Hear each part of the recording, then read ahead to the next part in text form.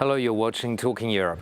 As the academic year gets underway, many students will be embarking on what has become a rite of passage, studying in a different country for part of their course.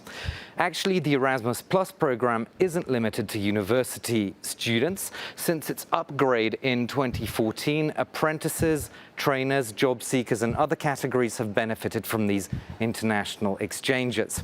Founded in 1987 as Erasmus, the scheme has had an impact on the personal and professional growth of more than 16 million people. Currently, 33 countries participate in all Erasmus Plus activities. A majority of those are EU member states. But of course, Erasmus Plus is not without its challenges or funding issues, and we're going to dive into those issues as well with our guests. Zoltán Tár is a Hungarian MEP from the European People's Party and a member of the Committee on Culture and Education in this Parliament. Welcome to you. Thank you. And also pleased to welcome Sabrina Repp, a German MEP from the Socialists and Democrats. She's Shadow Rapporteur for Erasmus Plus and also a member of that same Committee on Culture and Education. Welcome to you as well. Thank you. Sabrina Repp, how would you define the impact of this program for the last 38 years? Yeah, Erasmus Plus became the most visible program in Europe, especially for young people. So as the second youngest member of the European Parliament, for me, it is a great honor to be Shadow Rapporteur for this incredible program. And it's so important to strengthen this program because it is so visible and brings Europe closer together, and especially young people closer together, and this is what we need most. Did you do it yourself, by the way? For me, it wasn't possible because too often the Erasmus Plus funding is also depending for the background of your families, for the financial backgrounds. And for my family, so my mother is a cleaner, and for her it wasn't possible to support me to do an Erasmus Plus because you need more financial support than the Erasmus Plus funding often, not every time, but often. And this is why I'm fighting for an increase of the budget and for more accessibility, especially for young people with hard backgrounds, to participate in Erasmus Plus. We'll get back to those inclusion issues, but of course I want to ask Zoltán Tár also kind of on a broad overview, how would you rate the impact of Erasmus? I think we can fairly say that this has a huge impact on Europe as well as on the life of the people, young people who take part. And also I would say that it has a huge impact on the institutions who take part in these exchanges, because that brings them a new energy. It gives them an opportunity to sort of market themselves via the students who are coming to study and just be with them. Also, we can see that by this program, the whole understanding of what Europe is all about, what it means to be European, what is European tradition, that helps a lot to learn about all of this without really the hard part of learning, because this is learning by experience, at the same time really growing in skills, in understanding, getting to know people. So this is a huge impact, and we are very much fighting together for this program so that it would have a sufficient amount of financial means. Yeah, because apparently the European Council has proposed cuts in the 2026 budget. So what's happening with all that? Yeah. So for us, it is very important when we are discussing the next MFF that we are strengthening Erasmus Plus, because, as I said, it is the most visible program, and it's so important to support this program. And this is why now we have big discussions also in our committee, but we see from the Commission's proposal for the next MFF that there will be an increase of the budget, and this is really, really good, because we have huge challenges, for example, increasing living costs, an increase of living costs in many European states, and for that it is very important to strengthen Erasmus Plus so that it is more inclusive and more young people can participate in that.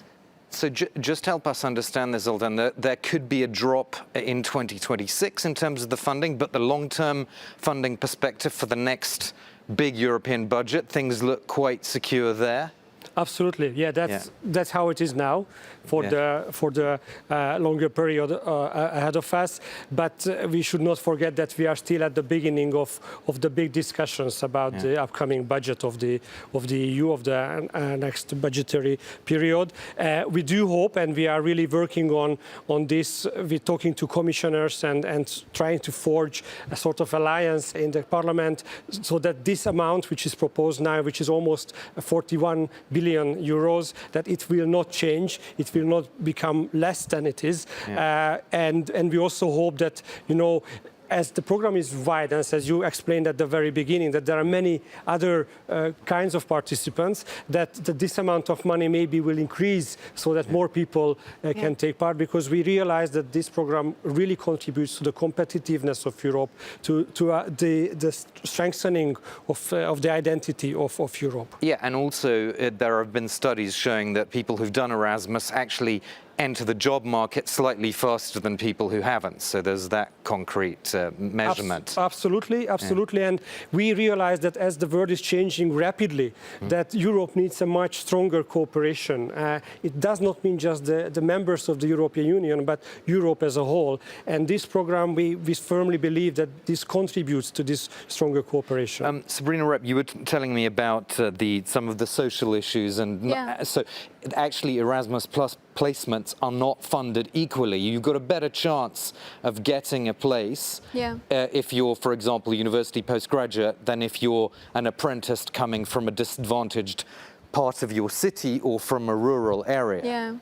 Yeah, so this is why we need to strengthen this, especially I'm also from a rural area. I'm from Mecklenburg-Vorpommern. It's in the northeastern part of Germany, and for me, as I said, it wasn't possible because of different issues. But for that, it is very important to talk about Erasmus+. So I have a school tour in my home area, and I'm often at schools and talk about Erasmus+, but many of them didn't heard anything about this program. And this is why it is so important to share our perspective, why it is so important to have Erasmus+, and how Erasmus+ can support their perspective. And this is why we need it more inclusive. It means from a financial background, from the background where you are living, for example, in rural areas, so that everyone has access to Erasmus+ and know that we have a great program like that. Yeah.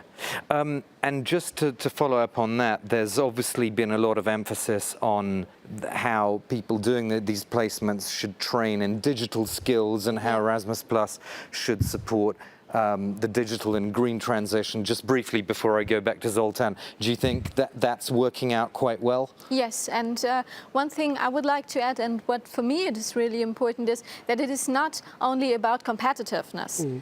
There is a competitiveness part, but Erasmus Plus has a value themselves, because people come closer together, have an exchange and learn other cultures, traditions, and for that they are open-minded. And this is a value that is very, very important, especially when our democracy is under pressure, as we can see in many states in the European Union. And speaking of democracies under pressure, Zoltán Tár, you're from the opposition TISA party in Hungary, and you've spoken in this parliament several times about the issue of academic freedom in Hungary and what the government of Prime Minister Orbán is doing. Do you worry for the future of Erasmus Plus in Hungary? Absolutely, and we have a very valid reason to worry about it, because at the moment there are 21 institutions in Hungary who cannot participate in Erasmus Plus program because of the government's actions. They formed so-called private institutions, foundational institutions, and right now transparency and the influence of political power is not really transparent. So this is a big problem now. Because of the government's deeds, these institutions are out of the possibility to take part in Erasmus+. But in general, we can see that in countries where far-right movements and governments and parties are getting stronger, there is somehow this notion of getting away from this European heritage, the European culture, everything what makes us one.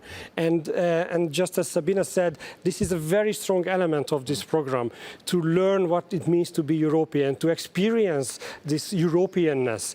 And unfortunately, our government is actually moving out of this for many years now, and we hope to stop that and turn it around so that we can also, be part of Europe again. Do you think on some basic level, Prime Minister Orbán sort of thinks Erasmus Plus is part of this kind of whole liberal Soros type ideology agenda that, he's kind of saying, well, you don't really need this, I can provide you with alternatives? Absolutely. I mean, that's the narrative we can hear many times, and not just about this issue, and not just by Orbán. Other far right-wing politicians are also saying that, and this is the big issue which is coming towards Europe. I think that these forces are really attacking via education and culture. For me personally, it was so important to be on the CULT committee, because that's where I see the first front of where these attacks are coming in. They come in slowly via culture, via education, and that's how they take over. So we have to make them stop there, and Erasmus Plus is one of the examples where we can bring about change. And I do hope and fully agree with Sabine that young people, if they get to know each other, if they get to know other cultures, they will become much more integrative and open to others. We'll have to leave it there. We've run out of time, but I think you agree on that last point anyway. So thank you so much to Sabrina Rep and Zoltán Tár for this discussion about Erasmus Plus. Thanks for watching us here on Talking Europe. Thank you. Thank you.